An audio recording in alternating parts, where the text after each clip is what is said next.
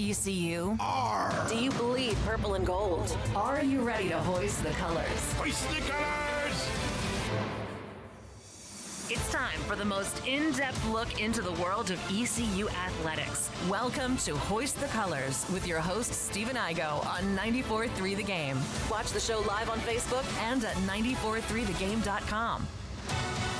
Here's Stephen Igo. All right, welcome in. It is Hoist the Colors on a Tuesday, August 19th edition of the program. Welcome in. We're live, as always, on YouTube, Facebook, and X.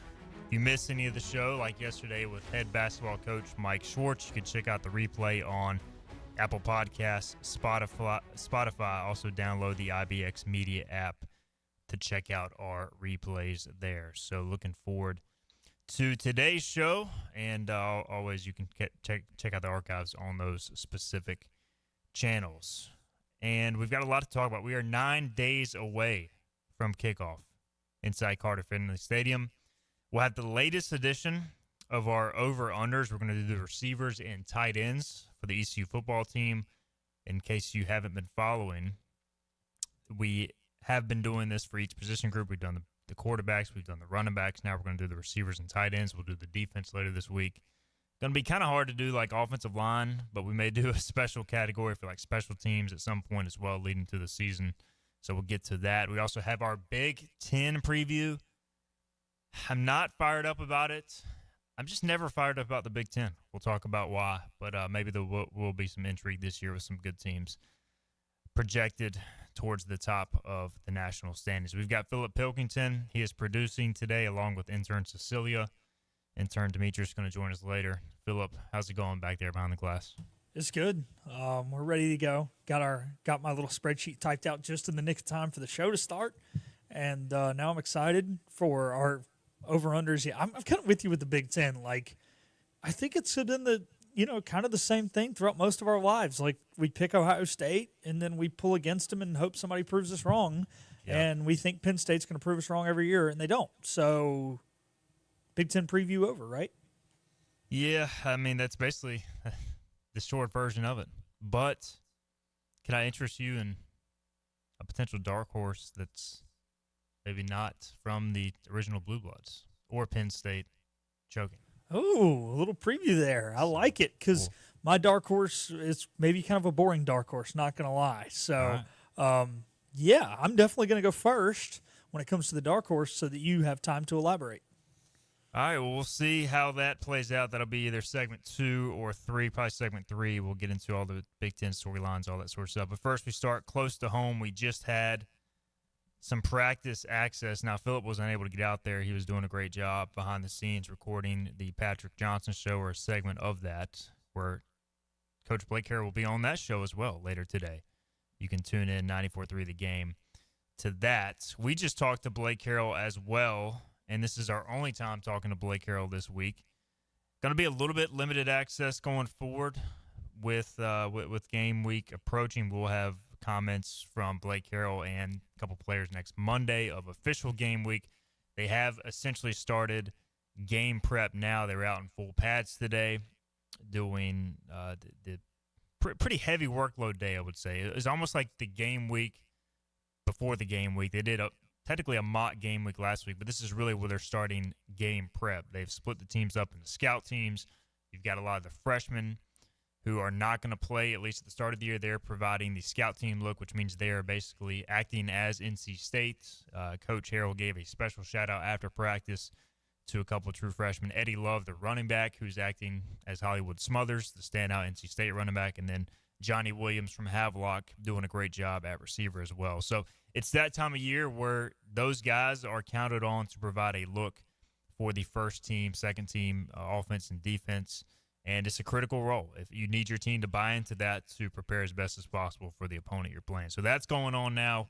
Again, I would expect today and tomorrow to be your heavy workload days as far as full pads or hitting, tackling. You still got to get the guys in game shape, and that is happening now. And then they'll kind of ease back on the reins as they get closer to the weekend, as you'll be closer to game day.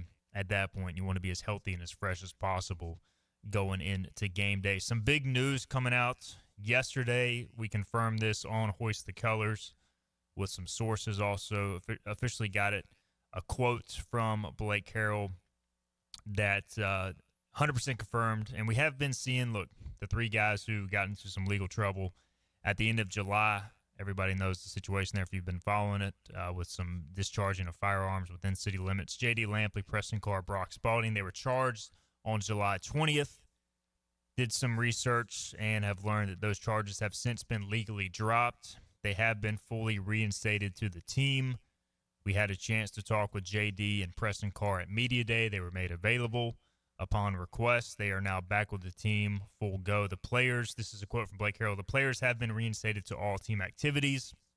They've gone through and have completed the processes we've asked them to, and have learned how painful some lessons can be to learn from. We have welcomed them back and are ready to move forward as a team. So, not a huge surprise. All the original charges were misdemeanors. The guys had to take care of some business off the field. From my understanding, did a lot of community service hours. Probably had to take some classes as well. The charges were ultimately dropped legally, and now J.D., Preston, Brock all back with the team. No official comment on their playing status, but all signs point to them being available going to NC State. So, Philip, this situation happened. The players have now seemingly learned from it. I know I talked to J.D. personally at Media Day. I'm not sure if you did about this. He seemed very remorseful, apologetic. You can read his full comments on Hoist the Colors, but I think it's just an unfortunate situation they've learned from. They've handled it the right way, and now they're back. Yeah, I mean, you had three good kids make a mistake. Should there be some sort of consequences? Yes. To your point, those consequences, from what we understand, have been served. Patrick will talk to Coach Harrell about it this afternoon on the Patrick Johnson Show at 5 o'clock, so tune in for that. And if you miss it, it'll be run tomorrow morning on Talk of the Town. And, look, no one was injured. And no one was physically injured. I don't think anyone emotionally around had any sort of, nothing happened that was life-altering for anybody. So I'm okay with this reinstatement. At the time, obviously had there been some sort of accident that took place within the shenanigans, maybe they would be looking at some suspension time or whatever, and then, or more than they've already had, and, possibly miss some game time. And who knows, they could suspend them for the first game. Like I said, we don't know, but I think this was the right move by Coach Harrell here. I think these young men have, learned their lesson. I'm sure they've paid some prices at practice. I'm sure there was a little extra conditioning. I know any of us, if, in high school, if Coach found out you got a speeding ticket or anything like that, you'd pay for it. And, sometimes you might lose your lunch, but, that'd be it. So I'm sure that happened a couple times to him. But, look, like I said, nobody was injured. It is what it is. So J.D. Lampley, Preston Carr, and Brock Spalding officially reinstated fully to all team activities. So, again, would expect J.D., a guy who has led the team in quarterback pressures the past couple of years. Obviously, he's going to probably be your starting defensive end. Preston Carr, I expect to play a big role. Brock Spalding's been making plays since he's been back at practice. He'll be in that receiver rotation somewhere also. Could work at punt return. Speaking of receivers, let's go ahead and get into our receiver over-unders. We'll see how many we can make it through here on our show. Again, we've been doing these over-unders with each position. Did the quarterbacks last week. We did the running backs as well last week. Now we're going on to receivers and tight ends. So we're going to start with Anthony Smith over-under total receiving yards. I set the total at 865. Last year, Anthony Smith had 799 receiving yards to lead the team. Anthony Smith over-under 865. Phillip. I think the team throws the ball more this year. I think he sneaks over it, though. I don't think he's way past it, just because I think this is going to be more even well-rounded production than it was a year ago, but I am going to take the over on Anthony. Anthony Smith, I expect to get a lot of attention this year because he really is the real known quantity going into the season. He can take the top off the defense. I don't know if he's going to average 19.5 yards per catch again, but I do think he gets over this yard mark slightly. I'm with you. I think he's just over it. Could see a scenario definitely where he's under it because he is so reliant on the big play. But I think he's, watching practice, he just seems like much more of a complete receiver, more confident running the full route tree. Give me the over on Anthony Smith receiving yards. Yannick Smith. 750 receiving yards. Last year he had somewhere in the 300s, I believe, and really that was within limited playing time. We saw him explode the second part of the year. once Chase Sowell went down. So Yannick Smith over under 750 receiving yards. I'm going to go a smidge under, and I think when we talk about the next guy on this list, that's going to be part of the reason. I don't think Yannick's production is necessarily going to go down. It's actually going to go way up from that 300, but I think he's closer to that 700-yard range. I see him having 60, 75 yards a game. Give me the over. I think Yannick, and we'll get to this in a minute, I think Yannick's going to have a big year. I'm going to go over 750. Jaquez Petaway, Oklahoma transfer. This one I had a little bit of a tough time setting the over-under for. I do project him as of today as a starting slot receiver. We saw Winston Wright last year lead the team in catches from the slot, second in yards. So how much will Jaquez fill that role? Will it be someone else? This is kind of tough to decide. If he is the number one guy and he's healthy, there's a good chance he gets over. So 475 for Jaquez Petaway. I think we are sitting here in about week 8, and he's already hit the over. It's not even going to be close. I think he's up there near Anthony Smith in yards. Jaquez Petaway, give me the over as well. I've got 3 receivers going over, which means a lot of yards for Caden Hauser. I just think these guys, and the big thing I hope for and pray for is their health, because I think all 3 of these dudes can be special for Caden Hauser in this offense. I'm going over 475 for Petaway, again, staying healthy. I think in that slot role, he will thrive. All right, who will lead ECU in catches? Petaway. Slot guy underneath, working underneath? Yes. There's enough RPO in this, and now obviously you do use the backside receiver a lot in RPO, but I just think that JDB likes to get the ball in the slot receiver's hands. It's not a true air raid offense, but it is a modified air raid offense, and when you run the modified air raid, a lot of times that slot receiver has that shallow crossing route, and Jaquez Petaway can do special things with the ball in his hands. They're going to find a way to get him the ball in open space and let him go out there and cook. So he leads the team in receptions. He leads the team in yards after catch as well.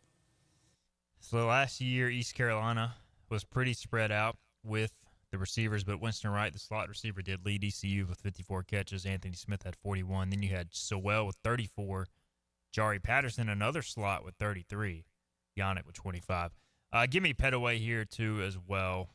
It's just if he's got to establish himself as the slot. Javon Waiters is a redshirt freshman. Peyton Mangrum, an older guy from South Carolina, I think could also play a role here, but I think they want Petaway to be that guy. He's the most dynamic. So give me Jaquez Petaway to lead the team in catches as well. All right, over under 60.5 catches to lead the team individually. So, again, Winston led the team last year, just 54 catches. Really not that many for what you would think is a high-flying, high-passing team. Anthony Smith was second with 41. You only had 2 guys over 40 catches last year, Phillip. So over under 60.5 individual catches to lead the team. I'll go a smidge under. So if we're just doing the 12 games, 60 would be exactly 5 catches a game. I do think there's going to be a lot of guys used in this offense, and as much as I think Petaway is going to be right there around that number, I think he's in those upper 50s. And, I could see him in the upper 50s, and both those other 2 guys, Anthony probably will have the least. He'll probably be, closer to 45, I think, but I could see Yannick maybe in that, 50 to 55 range as well. So I didn't write this question, but do you think who will lead ECU in receiving yards? Do you think that'll be different from who has the most catches? Last year it was. Yeah, it should be. I think if this team can truly stretch the field the way we want it to, Anthony will lead the team in yards. Like I said, I think he's going to be a little over that mark we set him at. I think he's closer to 900. I think, or probably a little over 900. I think Petaway's probably 850, and then I think Yannick's probably at 700. Will ECU have a 1,000-yard receiver based on your answer? You're going just under? No, I'm going under, smidge under. I just think it's really tough to have a receiver reach that mark, so I'm going to go under as well. I'm kind of with you. I think Anthony Smith is on the nose. Maybe he gets over it for the bowl game. And this is, again, for our over-under purposes, is for the regular season, the 12-game sample size. So I'm going to go under for 1,000-yard receiver. Yannick Smith, touchdown catches, 6.5. He had 3 last year. Big physical guys, you get over 6.5 this year. No. I think this team runs the ball in a lot around the goal line. between the running backs, between one quarterback that we saw run 2 touchdowns in the bowl game, maybe even another guy gets in, a little speedier quarterback. So I just don't see I see the goal line touches being very spread out, and I think that Yannick will not score a lot from beyond the red zone. So I think he's in that 5 to 6 range. Give me the over. We're going to see a lot of Yannick Smith. Step back, fade away like he hit on Navy. There you go. Give me Yannick Smith over touchdowns, and in fact, I think he's going to get double digits. Dang. Because my next question is, will ECU have a receiver reach 10 touchdowns? I'm all in Yannick Smith, 10 touchdowns season. I'm going no. That's fair. I'm going all the fade balls to Yannick.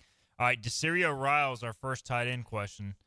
260 receiving yards over or under for DeCirio Riles last year. For reference, Casey Kelly had 128 receiving yards to lead the tight ends. Actually, he had 16 catches for 128. Tyler Savage led the team in yardage with 193 on 14 catches, and then you also had Javante Connor with a catch as well at the tight end position. So, and then Riles had 8 for 83 with 2 scores. So, over under 260 total receiving yards for DeCirio. This is just over 20 yards a game. I think he can average over 20 yards a game. I think this is going to be, as far as actually catching the football, is going to be kind of a 2 tight end room, in my opinion. There'll be a third that gets in there and has some catches here and there, but I think this is going to be heavy 2 tight end room. So I think he's up close to that 300-yard range. I'm going to go over. I think DeCirio and Javante Connor are going to be your top guys, and I expect DeCirio.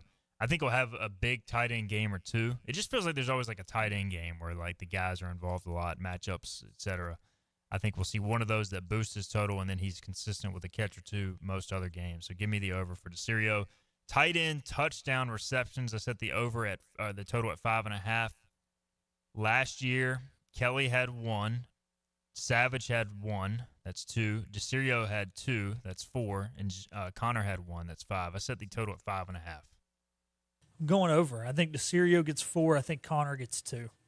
It's going to be hard to hit that over when Yannick's taking all the touchdowns. So give me the under. under. Yannick will not hit his over. That's why the tight ends are going over. So I'll take the under. I'm rolling with red zone balls. Go to the. I do think Connor, his frame, man, he has got a perfect jump ball frame, and in practice he has made some ridiculous red zone catches. So I could see him having a big year.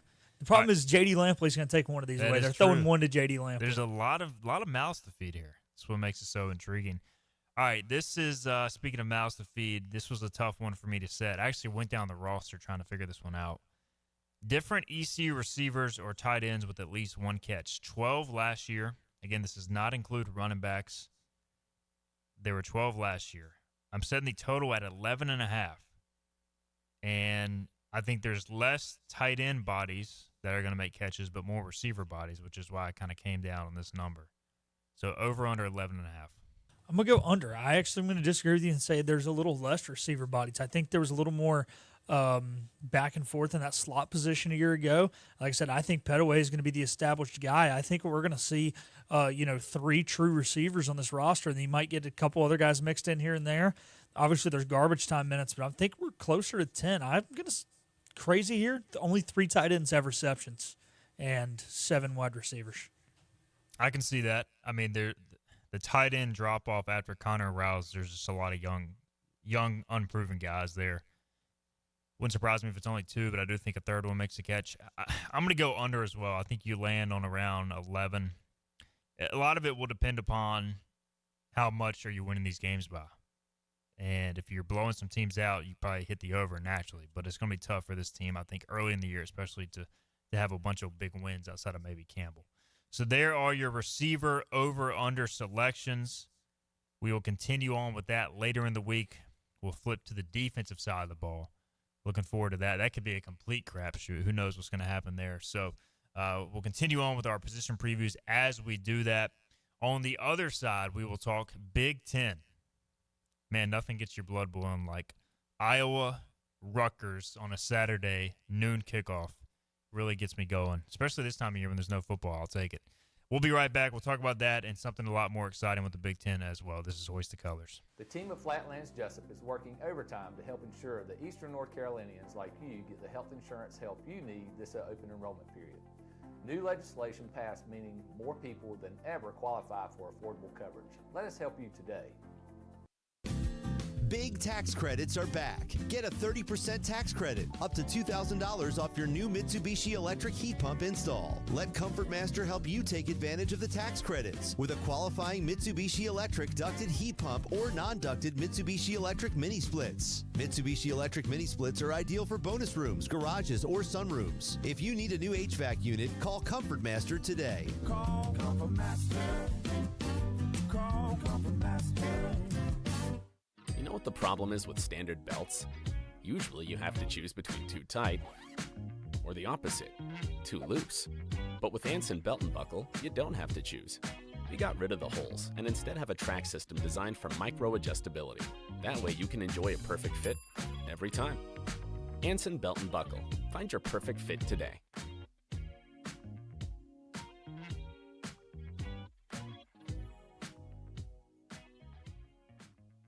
Healthwise Pharmacy rounds the bases with all of your infusion, retail, compounding, and medical equipment needs. Locally owned and operated by pharmacist Marcy Parker, Healthwise has grown to be your most trusted provider for infusion services. Currently providing in-home or on-site infusions in North Carolina, South Carolina, and Virginia.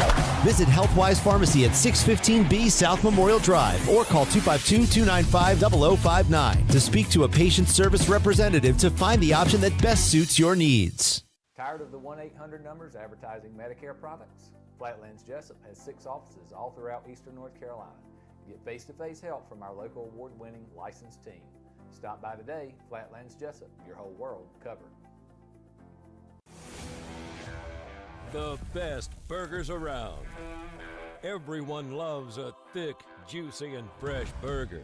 Tiebreakers does real burgers better than anybody. And don't forget about the cheese sticks, fresh salads, and more. So don't just go to any burger-themed restaurant chain.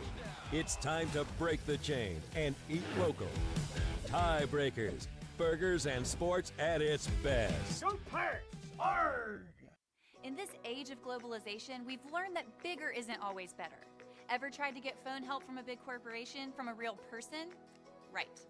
That's what's so nice about Phelps Chevrolet. After more than 50 years serving our community, Phelps remains family-owned and operated. Mike, Daryl, Wave, West, Allen, and Clay deliver hometown service and integrity, same as always. They share your experience, they share your values, and they are ready to help with any motoring need. Come get you one. Everything you need to know in the world of ECU athletics. This is Hoist the Colors with Stephen Igo on 94.3 The Game. All right, welcome back in. Hoist the Colors. We just completed our ECU receiver, pass catcher, over, under, total, picks, all that good stuff.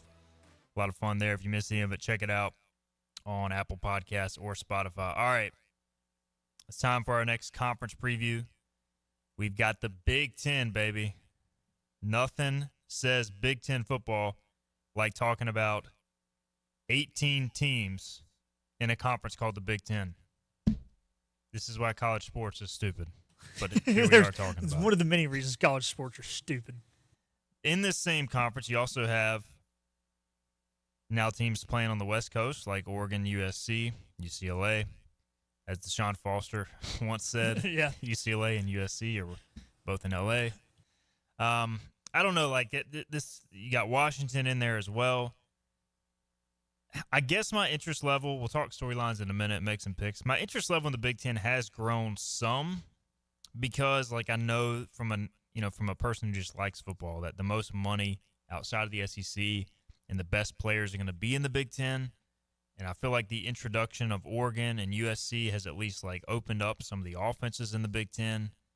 And it's not as boring as it used to be when it was just Wisconsin versus Iowa at 12 noon on ESPN to ruin my Saturday. I don't know, like, are you more into the Big Ten now than before or less into it? I'm more into it than before because they took the right teams from the Pac-12. But if you're going to ask me, do I care more about the Big Ten than the Big 12? No, still give me the Big 12. Even though they've lost to Oklahoma and Texas, like, I would much rather watch, like, Kansas State and Oklahoma State play a 38-35 game than I would watch most of the Big Ten games. And also, man, look, call me biased, call me an old hick, but football in the South and in Texas, like the fans care more. Like there are passionate Big Ten fan bases, but still, man, there's something about football in Texas and Oklahoma and Kansas feels more like football than football in Michigan, where they should be playing hockey.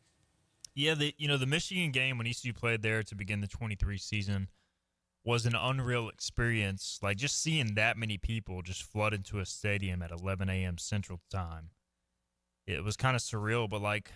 Maybe it's because they were playing East Carolina, but it just didn't seem like crazy, loud or anything. But, I mean, you can't deny the amount of people. Like, I guess just everybody there loves Michigan football. Same with Ohio State and Ohio. It's just I don't know. Look, I guess you got to be from that part of the country. I think I can say the person's name on air. He won't get mad at me for saying this. So, my friend Davis went to Indiana, Ohio State last year. College game day was there. And he was like, honestly, not impressed by the energy. He's like 102,000 was cool, but he expected he didn't expect it to be the Michigan game, but he expected like some ruckus crowd. And the Big Ten does not compare to the SEC. It's not even close. Like I said, I would still take the Big 12. I think I would rather watch a Texas Tech home game than a Minnesota home game. And I mean, I think too, not to keep just like ragging on the Big Ten, but. Because there are some great fan bases out there. I think if you gave me the chance to go to Austin Stadium, which holds less people at Oregon, which is now in the Big Ten, or some of these other venues that hold more, I think I would take Austin Stadium because I know their fans are into it, and it's a crazy environment. So yeah, and then you got USC and UCLA who can't get 50%, but I think that's just because sports are dying in LA, with the exception of Lakers and the Dodgers. I will say, if there's a fan base out there that I very much respect, Nebraska. I mean, they sell out every game for just absolute mid-football these days. I know they have outstanding history. Yeah. How's your buddy Matt Rule? Are you former Panthers coach? You're a Panthers fan.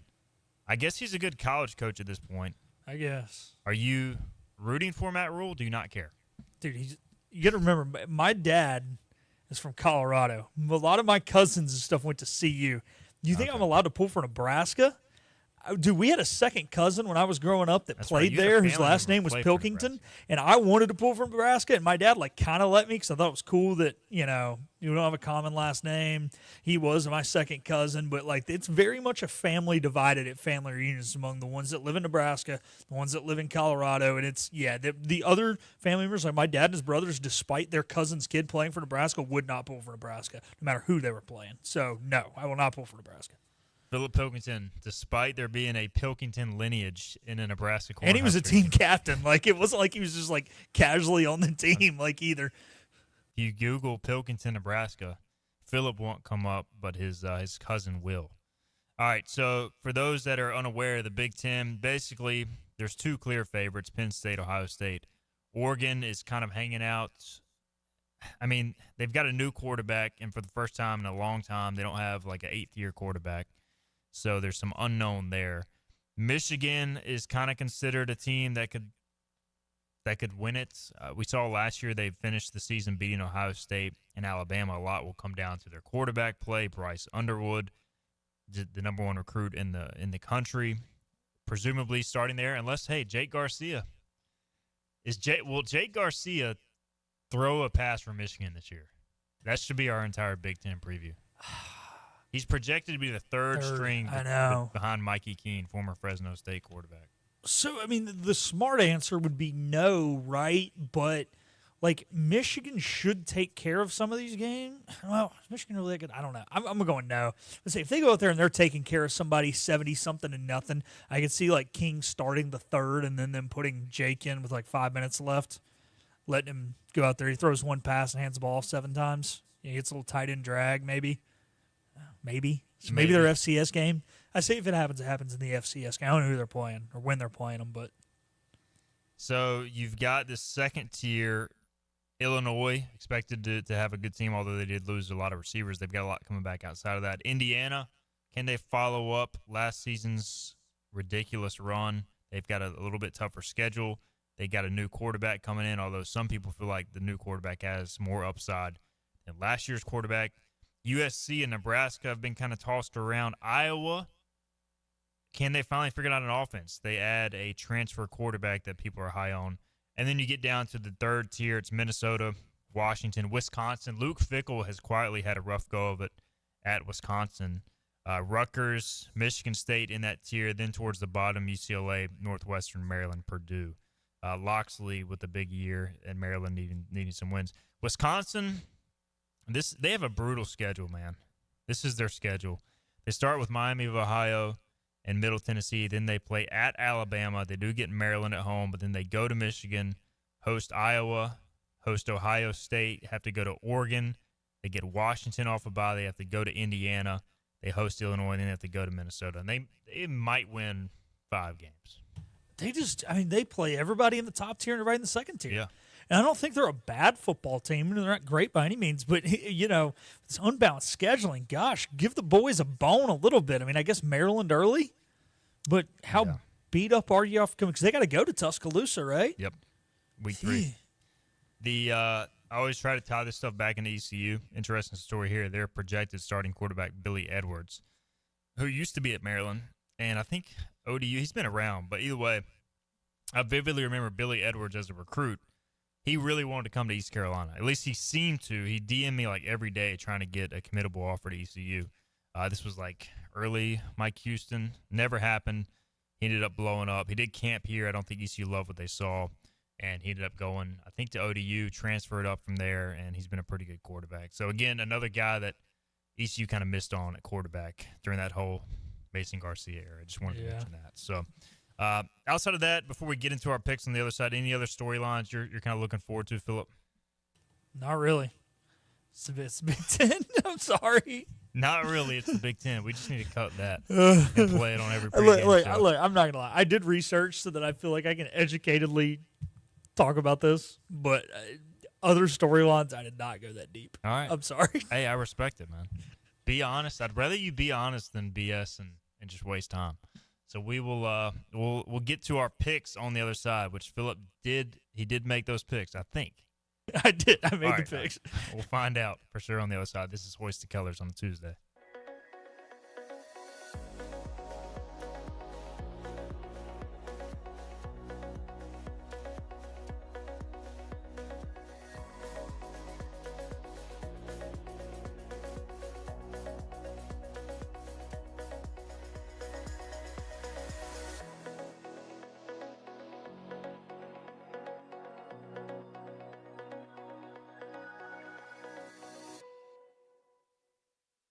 Storm season is approaching. North Carolina weather can damage your roof, and before long, a small leak can turn into a big problem. Your home is one of your biggest investments, so protect it with Wells Home Improvements. We work with all insurance companies for a hassle-free roof installation experience. Call us today and get 10% off your roof installation when you mention this commercial. 252-227-8403 or visit us online at wellshomeimprovements.com. Wells Home Improvements. Local, honest, dependable. This is about you, your family, and the health of all who live in Eastern North Carolina. This is about the transformation of a health system into something more powerful and more human. About creating new ways to treat disease and keep you well. This is about ECU Health, which is to say, it's really all about you. ECU Health. Minds, hearts, purpose. You have a choice when you invest in insurance, and when you choose First State Insurance Advisors, you're working with people you can trust. Clark Stallings has deep ties in the community. His team, including Keaton Smith, Regina Asby, Phil Leva, Max Joyner Jr., Max Joyner III, and Ginger Smith, provides knowledgeable and professional advice. First State Insurance Advisors is an independent insurance agency. They offer all types of personal insurance as well as various types for business. Call or email First State Insurance Advisors today. We want to be your trusted choice agency. Acre Station Meat Farm, along with Lane Angus Beef, bring you Farm to Fork Beef. Stock your freezers now with affordable beef boxes, just in time for the grilling season. Farm to Fork Beef brings quality local beef to your family. From your traditional butcher shop, Acre Station Meat Farm. Come on down to Acre Station Meat Farm and find out why we're #1 in fresh cuts and friendly service. Acre Station Meat Farm, Highway 32 North, Pinetown. For over 51 years, Parker's Barbecue has brought families together with our award-winning whole hog barbecue and fried chicken. Tradition is important at Parker's Barbecue, and for 3 generations, the Parker's Way has stood the test of time. Whether you visit our dining rooms or drive-thrus, use our on-site catering, or even use our nationwide shipping, the hospitality, barbecue, fried chicken, homemade sides are still the same. We are the Parker family. Come in and let our family show you. This is the Parker's Way. The Pirates play here. Arr! This is Hoist the Colors Radio with Stephen Igo. Yes! That was so good! On 94.3, The Game. All right, welcome back in. We are 9 days away from ECU kicking off its season against NC State. We are also 4 days away from week 0 football, so looking forward to that. That means college football will officially begin this Saturday. And we'll have a Big 12 game to preview in our Big 12 preview later this week. It'll be Iowa State, Kansas State overseas. So looking forward to that. But we're talking Big 10 right now. We did our ECU receiver over-unders earlier. In our Big 10 preview, as a wise man once said, it's the Big 10, so not really. Philip Pilkington. So we do our picks for each league. We do our last place projected finisher. We're going to do our best conference game, dark horse title contender, conference MVP, championship game, etc. I do want to pose a question, though, before we get started on that. If Michigan State could go back in time and keep Caton Hauser rather than add Aiden Chillis, I think is how you pronounce it, maybe Childs, from Oregon State, who came over with Jonathan Smith, would they do it? Last year, Michigan State went 5-7. Childs went... Let's see here if I can find the exact numbers. Underwhelming, 13 touchdowns to 11 picks, 2,400 yards, 59.4% completion percentage. And he had started some games at Oregon State the year prior. So they kind of ran Caton out to bring in Aiden Childs. Do you think they would take Caton back right now? Hindsight being 2020, yes. I mean, sometimes you don't know when a guy succeeds or the lack thereof. How system based is it? You know, we're about to figure that out with the Indianapolis Colts and Daniel Jones.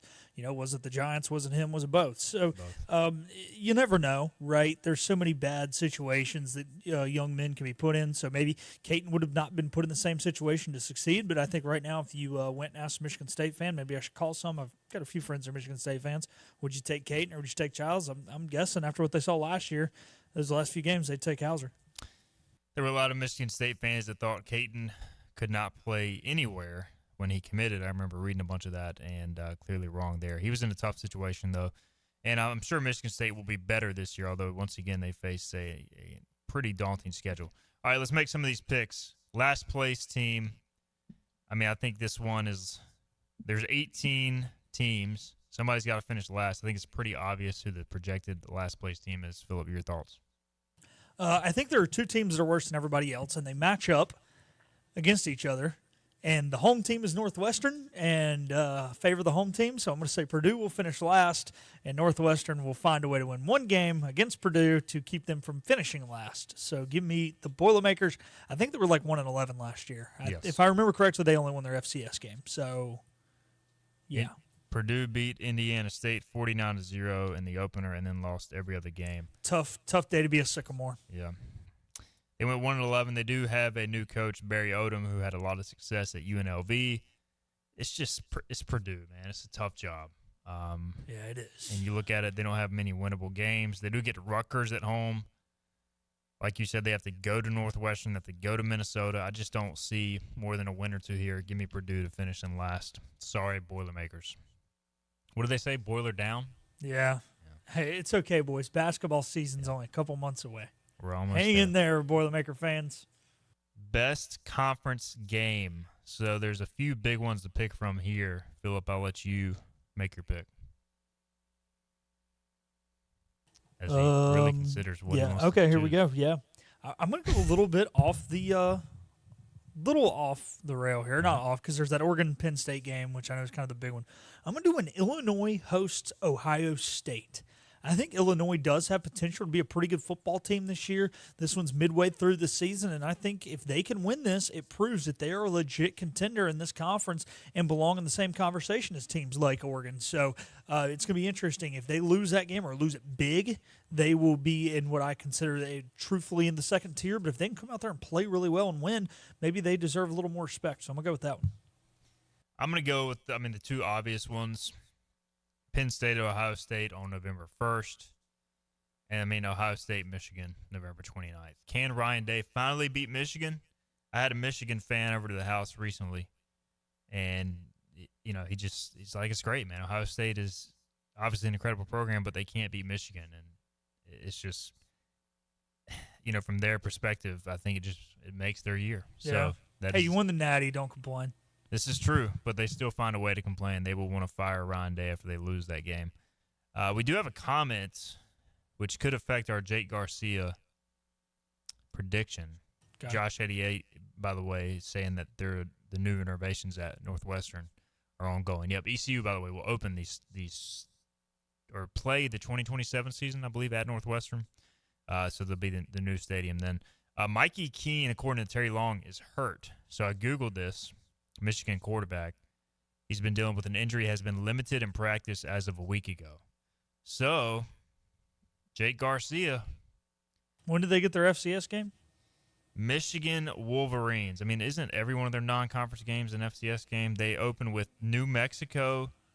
Okay. They go to Oklahoma. Yeah. And then they play Central Michigan. That's their non-conference. So, no FCS game. FCS. If Michigan's as good as they were last year, they might not blow New Mexico out. Yeah. Mexico's not usually bad.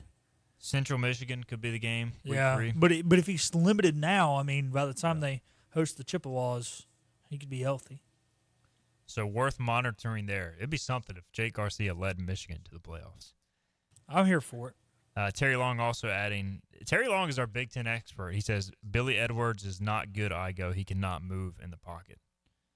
I'm just saying, look, he's a projected starter in the Big Ten. Not that means a whole lot, technically. Iowa has a quarterback every year, right? I would just say, would you rather have Billy Edwards or Mason Garcia? Or Alex Flynn? I think I'd rather have Billy Edwards. Yeah. Well, okay. There's a lot of guys I'd take over those guys. Look, I love Mason. I'm glad he's in the real estate business now doing a fine job. It just didn't work out here for several reasons. All right. Let's get on to our next category, which is Dark Horse Title Contender. Again, the main candidates here in the Big Ten, Penn State, Ohio State, followed by Oregon as well, and then some talk of Michigan. Who's your dark horse? I'm going to go with the team projected to finish the middle of the pack. They avoid a lot of the teams at the top. I think Lincoln Riley's finally been there long enough. The Trojans could break through. Don't know if they're going to find themselves in the championship game, but I do think they break through this year and kind of look like a Lincoln Riley coach football team. I did have USC written down at one point in time. I changed it, as I said earlier. The USC schedule, very favorable, as you said, at Purdue, Michigan State at home, at Illinois, Michigan at home, at Nebraska, coming off a bye, Northwestern at home, Iowa at home, at Oregon is a tough game, UCLA, but they miss Penn State and they miss Ohio State. So this is a shot for USC. If they figure out quarterback, could be pretty good. Illinois, I hate to buy into the Brett Bielema hype, but again, I'm going to go with the Fighting Illini as my dark horse. Luke Altmaier back at quarterback. They've got much of their offensive line back. I think the entire unit essentially added some transfers there. They feel really good. I think they'll be able to run the ball. And a pretty favorable schedule. They do get USC at home. They play Ohio State, but they get them at home. Going to Washington will be a tricky game. Going to Wisconsin will be a tricky game. But outside of that, I think they'll be favored in almost every Big Ten game. They won 10 games last year. They beat South Carolina in the bowl. Fighting Illini. Don't call them just a basketball school. I think they can win. I don't really think they can win the Big Ten, but I have to pick somebody for the dark horse. Fair enough. Is what I was going to try to say there. Conference MVP. Who's the best player in the league? It is not the quarterback at Penn State. I think he's overhyped. I really do. And I know I'm going to catch flack for that. But when Ohio State is successful, Ohio State under Ryan Day likes to have a really good wide receiver. Why? Because Ryan Day used to be a wide receivers coach, so I'm going to go with Jeremiah Smith. I think he takes them all the way to the playoff. I mean, you got to go Jeremiah Smith. He's just an absolute dog. 6'3", 215. Last year as a freshman, he had 76 catches, 1,315 yards, 15 touchdowns, 17.3 yards per catch. I've listened to a bunch of shows this offseason. They said that Jeremiah Smith would have been a first-round pick, probably a top 5 pick as a freshman. So, I mean, he's the best player in the league, might be the best player in college football. Jeremiah Smith, Ohio State. Championship game in the Big Ten. Who you got? I mean, I got the chalk answer, but yeah. Probably Penn State, Ohio State, unless Penn State messes up somewhere else and Oregon sneaks in. But, yeah, Penn State, Ohio State. Buckeyes win. Penn State, Ohio State. You're rolling with the Buckeyes to win. I am rolling with Penn State to win the Big Ten championship. You do realize James Franklin's their coach, right? Wait.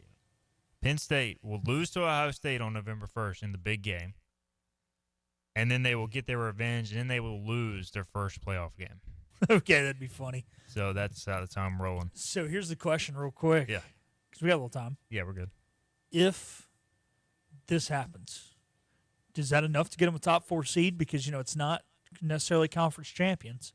So if they're 12-1, if they beat Ohio State in the conference championship, do they get the bye? I think they do. I would say so.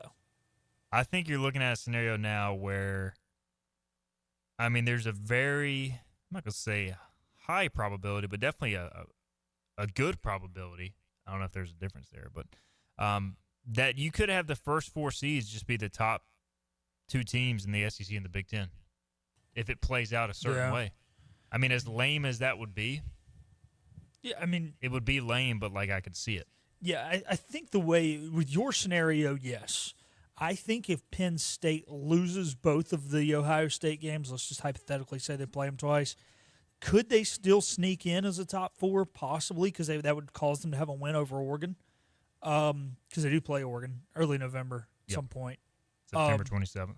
You said September 27th? Penn State? Yeah. Yep, Penn State, Oregon is September 27th. Wow, super it's early. way earlier than I thought. Okay. But you still have the one over Oregon. So I think they could, but it wouldn't surprise me if they end up with 2 losses, that there is some weird scenario where the SEC probably has 3 teams with 1 loss or less. Yeah, I mean. Or Clemson goes undefeated. You need that ACC team to be, Clemson would have to almost beat, was it LSU they opened the season with? Yeah. And then either have 1 loss or go undefeated to be a top 4. If they go undefeated, what happens if Texas, Georgia, and Bama somehow all end up with less than 2 losses? It doesn't matter because we're going to go to a 2018 playoff in a couple years. Put them all in. 133 teams will make the playoff. The bottom 10 seeds have to play into the 128-team field. So there's 5 play-in games, and this is college football in 2028. Before we get our break in, I tell you, let's go ahead and take our break, and then we'll come back. I want to talk about Drew Aller. Are you buying the hype? Based on your answer earlier, I'm going to guess no. But we'll talk about final stages of our Big Ten preview and more to wrap up the show. This is Hoist the Colors. Turn your car into cash at Greenville Toyota. Cash in your trade-in today. Then get new Camry just $249 a month, or drive a new RAV4 $319 a month at Greenville Toyota, where our volume saves you money. You know what the problem is with standard belts? Usually you have to choose between too tight or the opposite, too loose. But with Anson Belt and Buckle, you don't have to choose. We got rid of the holes and instead have a track system designed for micro-adjustability. That way you can enjoy a perfect fit every time. Anson Belt and Buckle. Find your perfect fit today.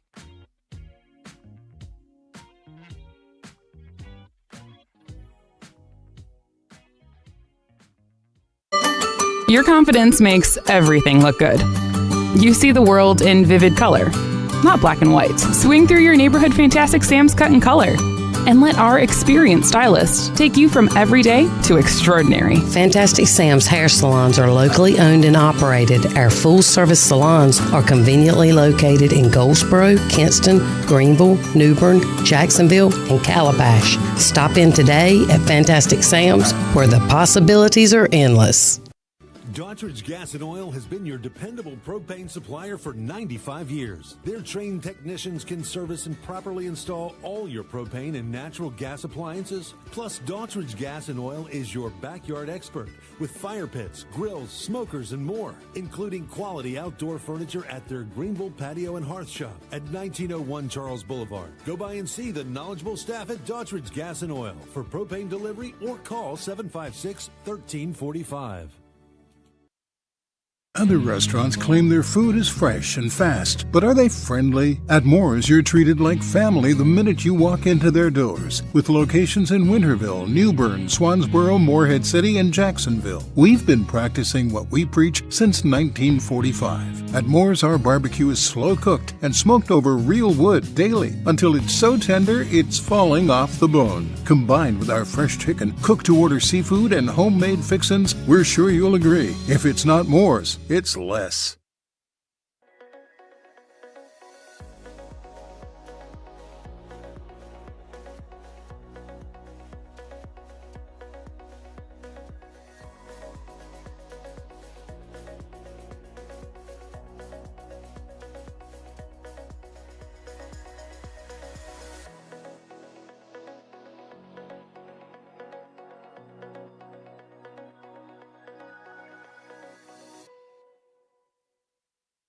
Cash in your trade-in at Greenville Toyota. Get a huge offer when you trade. Then save big on a brand new Corolla, just $229 a month. Or get a Tacoma, just $319 a month. Secure your Toyota now at Greenville Toyota.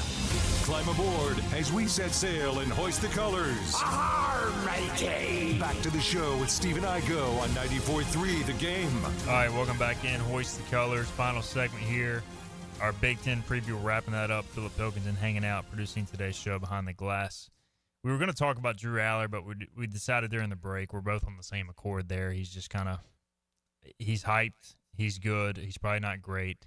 He's got to go out just like James Franklin and win a big game, and then we'll talk more about him. So instead, we're going to talk about coaches, including James Franklin, that are just worth watching as far as the hot seat this year. Again, these big conferences, there are so many teams. Not everybody can win. Everybody's spending loads of money. Everybody expects results. Not everybody can win. So coaches that could be on the hot seat, Mike Loxley at Maryland, coming off a subpar season with a tough schedule. Northwestern, David Braun has just been okay there, coming off a subpar season. Luke Fickell at Wisconsin, Philip, has gone 7-6, 5-7. We talked about it earlier. Their schedule, it was just yesterday Luke Fickell was like the hottest name in college football. It just shows it can evaporate quickly. As if they have a bad year at Wisconsin, it would not shock me if they make a change there. Look, the schedule's tough, so I think they'll be sympathetic to 6 or 7 wins, but you got to make a bowl game. Yeah. If you go 2 years in a row without making a bowl at Wisconsin, I mean, when is the last time that happened? I have no idea. Yeah. Minnesota, PJ Fleck is safe. Washington, Jed Fish going into year 2 should be safe. Iowa, Kirk Ferentz will coach forever. Matt Rule seems to be safe. Lincoln Riley at USC. I was hearing last year when ECU was going through its coaching search that they were holding out a possibility that if Lincoln got fired, he would be one of the first calls they made. Now, obviously, he was retained. Blake Harrell was hired. Nothing happened. But that was how close to he was getting let go last year. They go 7-6. They decide to keep him. If they have another just okay year with this schedule, I think he could be another name to watch.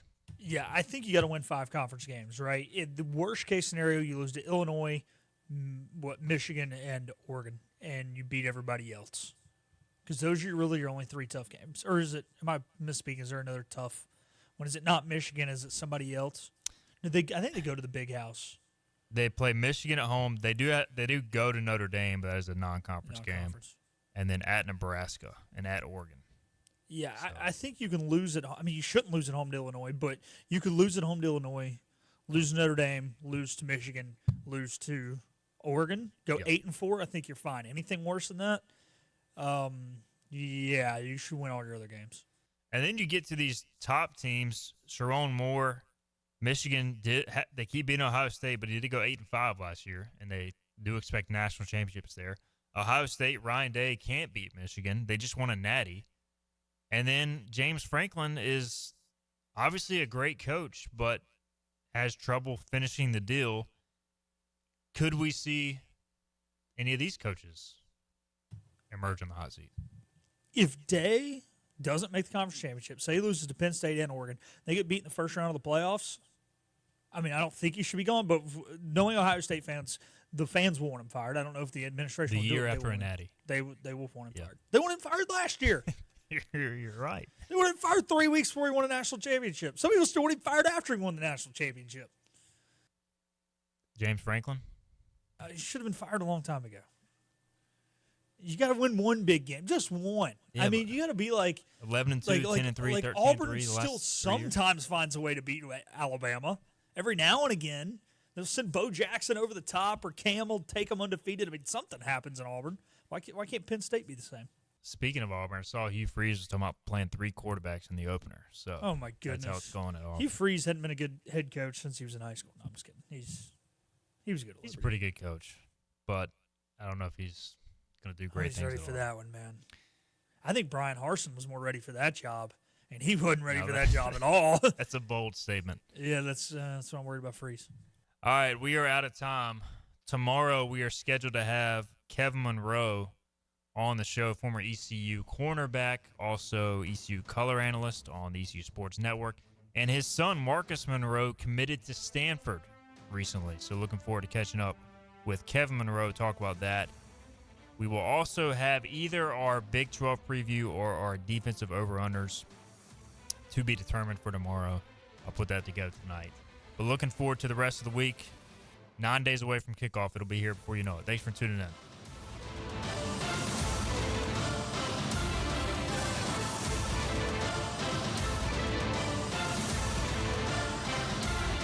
This has been Hoist the Colors with your host, Stephen Igo. Get a recap of this show at 943thegame.com and on your IBX Media app, on Twitter, Facebook, or anywhere you get your podcasts. Tune in weekdays at noon to get your ECU sports fix with Stephen Igo and Hoist the Colors on 943 The Game. Hoist the Colors!